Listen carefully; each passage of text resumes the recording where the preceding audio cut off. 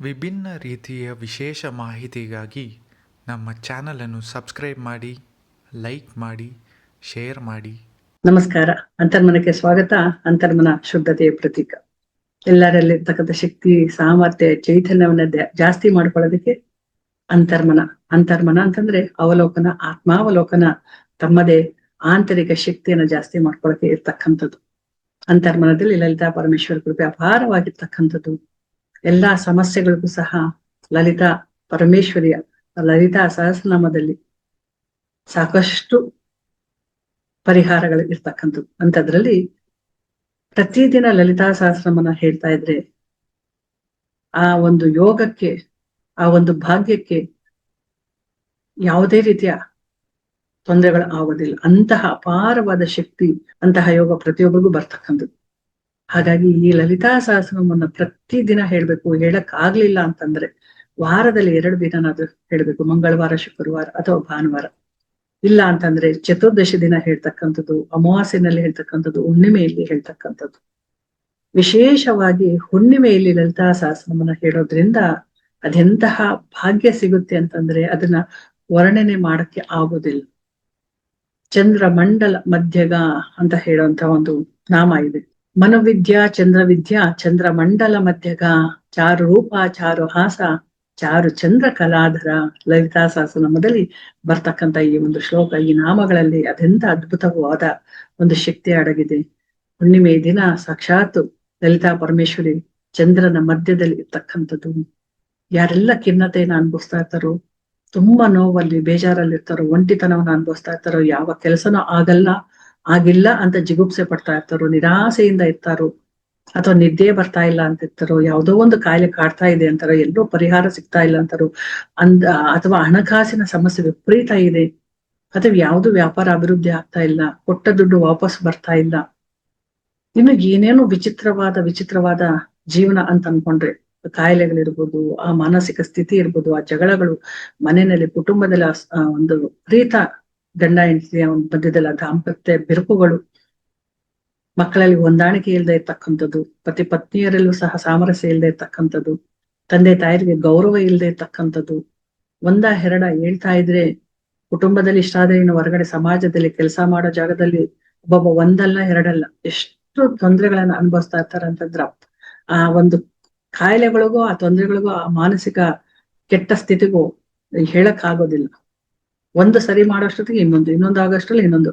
ಇದಕ್ಕೆಲ್ಲ ಬೇರೆ ಬೇರೆ ಕೆಟ್ಟ ಮಾರ್ಗಗಳನ್ನು ನೋಡ್ತಾರೆ. ಆದ್ರೆ ಹುಣ್ಣಿಮೆ ದಿನ ಈ ಲಲಿತಾ ಪರಮೇಶ್ವರ ಈ ಅದ್ಭುತವಾದ ಲಲಿತಾ ಸಹಸ್ರನಾಮಗಳನ್ನ, 1000 ನಾಮಗಳನ್ನ ಅಥವಾ ಈ ಸಹಸ್ರನಾಮನ ಹೇಳ್ತಕ್ಕಂಥದ್ದು, ಅರ್ಚನೆ ಮಾಡ್ತಕ್ಕಂಥದ್ದು ಮಾಡಿದ್ದೆ ಆದ್ರೆ ಅದೆಷ್ಟು ಸೌಖ್ಯ ಸೌಭಾಗ್ಯ ಸಿಗುತ್ತೆ. ಅಮ್ಮನವರ ಒಂದೊಂದು ನಾಮವನ್ನ ಹೇಳ್ತಾ ಇದ್ರೆ ಸಾಕ್ಷಾತ್ ಅಮ್ಮನವರೇ ಹಿಡಿದು ಬರ್ತಾರೆ. 64 ಕೋಟಿ ದೇವತೆಗಳು ಅಲ್ಲಿ ಒಂದು ಆ ಸಹಸ್ರನಾಮವನ್ನ ಕೇಳಿಸ್ಕೊಳ್ತಾರೆ. ಇಂತಹ ಹುಣ್ಣಿಮೆ ದಿನ ರಾತ್ರಿ ಸಮಯದಲ್ಲಿ ಚಂದ್ರನ ಬೆಳಕಿನಲ್ಲಿ ಕೂತ್ಕೊಂಡು ಲಲಿತಾ ಸಹಸ್ರನಾಮನ ಹೇಳೋದು, ಅಥವಾ ಮನೆಯ ಒಳಗಡೆ ದೇವರ ಮನೆಯಲ್ಲಿ ಕೂತು ಈ ಲಲಿತಾ ಪರಮೇಶ್ವರ ವಿಗ್ರಹ ಅಥವಾ ಫೋಟೋ ಮುಂದೆ ಕೂತ್ಕೊಂಡು ಲಲಿತಾ ಸಹಸ್ರನಾಮನ ಹೇಳೋದು, ಲಲಿತಾ ಅಷ್ಟೋತ್ರವನ್ನ ಹೇಳೋದು, ಹೇಳ್ತಾ ಕುಂಕುಮಾರ್ಚನೆಯನ್ನ ಮಾಡ್ತಕ್ಕಂಥದ್ದು.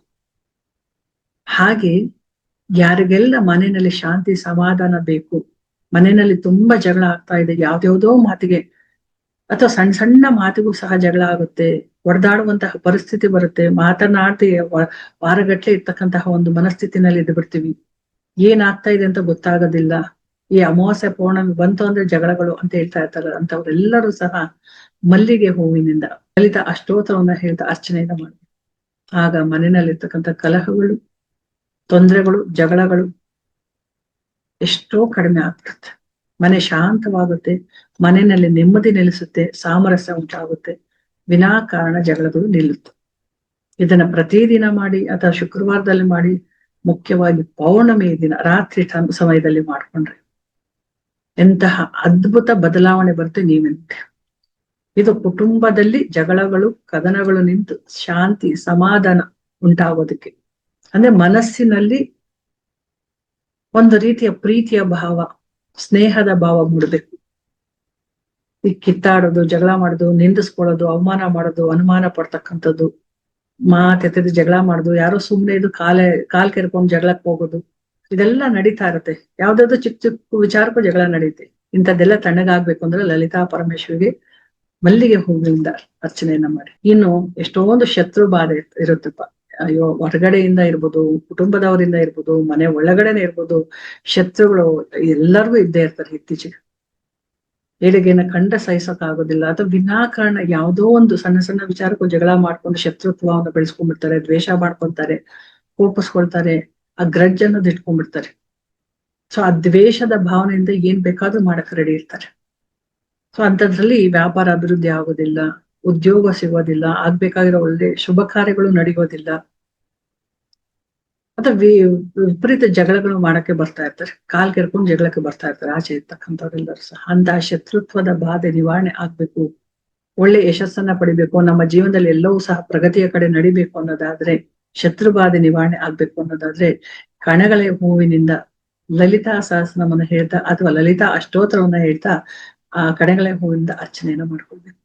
ಲಲಿತಾ ಪರಮೇಶ್ವರಿಯ ಮುಂದೆ ಕೂತು ಉತ್ತರ ದಿಕ್ಕಿಗೆ ಅಥವಾ ಪೂರ್ವ ದಿಕ್ಕಿಗೆ ಮುಖವನ್ನ ಮಾಡ್ತಾ ಅರ್ಚನೆಯನ್ನು ಮಾಡುವ ಮುನ್ನ ತುಪ್ಪದ ದೀಪವನ್ನ ಬೆಳಗಿಸಿರಿ. ಹಾಗೆ ವಿಘ್ನೇಶ್ವರನ ಮನೆ ದೇವರನ್ನ ನೆನೆಸ್ಕೊಂಡು, ತಂದೆ ತಾಯರನ್ನ ನೆನೆಸ್ಕೊಂಡು ಅವ್ರ ಆಶೀರ್ವಾದವನ್ನ ಪಡಿತಾ ಈ ಲಲಿತಾ ದೇವಿಯ ನಾಮಗಳನ್ನ ಹೇಳ್ತಾ ಅರ್ಚನೆಯನ್ನ ಮಾಡಿದ್ರೆ ಶತ್ರುತ್ವದ ಬಾಧ ಕಡಿಮೆ ಆಗುತ್ತೆ.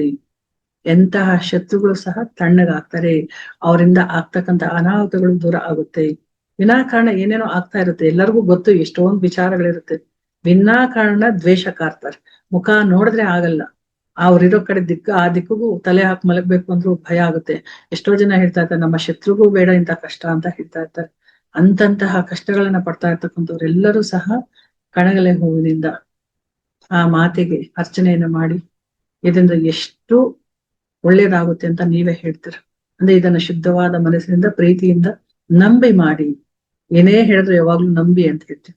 ಮತ್ತೆ ಸಮಯ ಇಲ್ಲ ಅಂತ ಹೇಳ್ಬಿಡಿ, ನಿದ್ದೆ ಬರುತ್ತೆ ಅಂತ ಹೇಳ್ಬಿಡಿ, ರಾತ್ರಿ ಸಮಯದಲ್ಲಿ ಕೂತು ಇದನ್ನು ಮಾಡುವಾಗ ನಿಮ್ಗೆ ಅನ್ಸುತ್ತೆ, ಒಂದು ಮನಸ್ಸಿಗೆ ಶಾಂತಿ, ಯಪ್ಪ ನಾವ್ ಏನೋ ಒಂದು ಮಾಡಿದ್ವಿ, ಅದೋ ಒಂದು ಯುದ್ಧವನ್ನ ಗೆದ್ವಿ ಅನ್ನೋ ಭಾವನೆ ಬರುತ್ತೆ.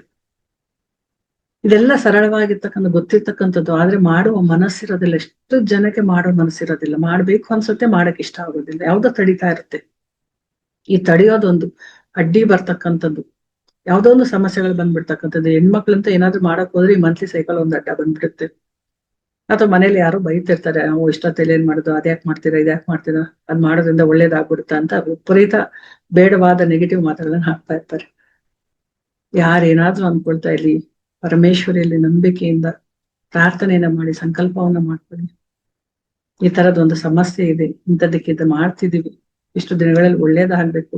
ಆ ಒಳ್ಳೇದಾಗ್ಬೇಕು ಅಂದ್ರೆ ನಾವು ಪರಿಶುದ್ಧವಾದ ಮನಸ್ಸಿನಿಂದ ಸಮಯವನ್ನು ಕೊಟ್ಟು ಮಾಡುವಂತಹ ಮನಸ್ಸು ಬೇಕು ಅಂತ ಹೇಳಿ ಪ್ರಾರ್ಥನೆಯನ್ನ ಮಾಡ್ಕೊಂಡು ಬಿಡದೆ ಇದನ್ನ ಮಾಡ್ತಾ ಹೋಗಿ. ಒಂದು ದಿನ 2 ದಿನ ಅಲ್ಲ, ಎಷ್ಟು ಸಮಸ್ಯೆ ಇದೆ ಅಂತ ನೋಡ್ಕೊಂಡು ಆ ಸಮಸ್ಯೆಗೆ ಅನುಗುಣವಾಗಿ ನೀವು ಆರಾಧನೆಯನ್ನ ಮಾಡ್ಕೊಂಡಾಗ ಅಂತಹ ಶತ್ರುತ್ವದ ಬಾಧೆ ಇರ್ಬೋದು, ಮನೆಯಲ್ಲಿ ಆಗ್ತಕ್ಕಂಥ ಅನಾಹುತಗಳಿರ್ಬೋದು, ಇದೆಲ್ಲ ಕಡಿಮೆ ಆಗುತ್ತೆ.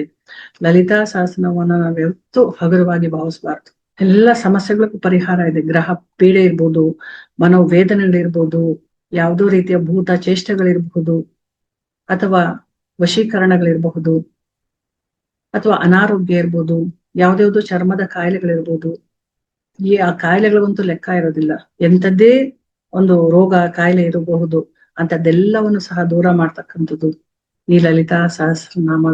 ಅದ್ಭುತವಾದ ಒಂದು ಶಕ್ತಿ ಇದೆ ಅದರಲ್ಲಿ. ಪ್ರತಿನಿತ್ಯ ಬ್ರಾಹ್ಮಿ ಮುಹೂರ್ತದಲ್ಲಿ ಮಾಡಿ, ಇಲ್ಲ ಶುಕ್ರವಾರ ಮಂಗಳವಾರದಲ್ಲಿ ಮಾಡಿ, ಇಲ್ಲ ಅಮಾವಾಸ್ಯೆ ಪೌರ್ಣಮಿನಲ್ಲಿ ಮಾಡಿ ನೋಡಿ ಎಷ್ಟು ಚೆನ್ನಾಗಾಗುತ್ತೆ ಅಂತಂದ್ರೆ ಆ ಮನೆಯಲ್ಲಿ ಆ ವರ್ಚಸ್ಸು, ಆ ಮನೆಯಲ್ಲಿರ್ತಕ್ಕಂಥ ಕಾಂತಿ, ಆ ಮನೆಯಲ್ಲಿರ್ತಕ್ಕಂಥವರು ಆರೋಗ್ಯಭರಿತರಾಗ್ತಾರೆ, ಐಶ್ವರ್ಯವಂತರಾಗ್ತಾರೆ, ವರ್ಚಸ್ಸು ತೇಜಸ್ಸು ಅನ್ನೋದು ಬರುತ್ತೆ, ಕಾಂತಿಯುತರಾಗ್ತಾರೆ. ಹೇಳಿಕೊಳ್ಳಲಾಗದ ಆನಂದ, ಪ್ರತಿನಿತ್ಯ ಆನಂದವೇ. ಅವಾಗ ಎಲ್ಲಾ ತರದ ಬಾಧೆಗಳು, ನೋವುಗಳು, ವೇದನೆಗಳು ದೂರ ಆಗ್ಬಿಡುತ್ತೆ. ಇದಿಷ್ಟು ಅವ್ ನಿಜವಾಗ್ಲೂ ಅಮ್ಮನವರು, ಇದು ಈಗ ಬಂದಿರ್ತಕ್ಕಂಥದ್ದಲ್ಲ. ವಶಿನಿ ವಾಗ್ದೇವತೆಗಳು ಅಮ್ಮನವ್ರನ್ನ ಹಾಡಿ ಹೊಗಳಿರ್ತಕ್ಕಂಥದ್ದು, ಹಯಗ್ರೀವ ದೇವರು ಅಗಸ್ತ್ಯ ಮುನಿಗಳಿಗೆ ಬೋಧಿಸಿರ್ತಕ್ಕಂಥದ್ದು, ವೇದ ವ್ಯಾಸರು ಬ್ರಹ್ಮಾಂಡ ಪುರಾಣದಲ್ಲಿ ಬರ್ದಿರ್ತಕ್ಕಂಥದ್ದು, ಹೀಗೆ ಎಷ್ಟೊಂದು ಪುರಾಣಗಳಲ್ಲಿ ಇರ್ತಕ್ಕಂಥದ್ದು ಇದೆಲ್ಲವೂ ಸಹ. ಹಾಗಾಗಿ ಇದನ್ನ ನಾವು ಯಾವ ಕಾರಣಕ್ಕೂ ತಳ್ಳ ಹಾಕೋದು, ಇದರ ಬಗ್ಗೆ ಹಗುರವಾಗಿ ಹೇಳ್ಕೊಳ್ತಕ್ಕಂಥದ್ದು, ಸಮಯ ಇಲ್ಲ ಅಂತ ಅನ್ಕೊಳ್ಳೋದು, ಅಥವಾ ತಪ್ಪಾಗಿ ಹೇಳ್ತಕ್ಕಂಥದ್ದು ಆತುರವಾಗಿ ಹೇಳ್ತಕ್ಕಂಥದ್ದು. ಇದ್ಯಾವುದು ಮಾಡದೆ ನಿಷ್ಠೆಯಿಂದ ಮಾಡಿ ನೋಡಿ, ಅದ್ಭುತ ಫಲ ಖಂಡಿತ ಸಿಗುತ್ತೆ.